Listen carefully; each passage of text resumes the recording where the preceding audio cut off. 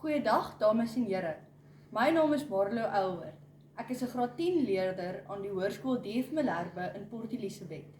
Vandag lees ek Afrikaans moedertaal poësie. My gedig se naam is Picasso, geskryf deur Philip de Vos. Neef Pablo R. Picasso was 'n rare verf en kwas ou. Eens in 1881 sê sy Spaanse mamma: "Wragtig, 'n kennis van anatomie het kleine Pablo werklik nie. As hierdie kind sy dors wil les, suig hy my oor, die kleine pes. Ai, ek is worried en bevrees, my baby gaan nooit famous wees." Maar tog is sy verkeerd bewys. Op 19 reis hy na Parys. Picasso wou 'n skilder wees, want dan sou hy gewilder wees. Sy eerste werk was pessimisties. Alles was blou en realisties.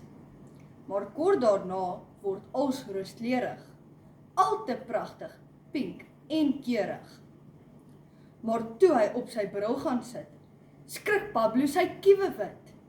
Alles lyk skoon gek. 'n Neus sit op die piepieplek. Niks lyk realisties.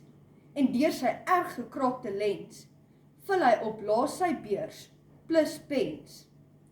Dra Pablo na 'n ramp soos die, want deur sy bril lyk alles kubisties. Geen kennis van anatomie. Dankie.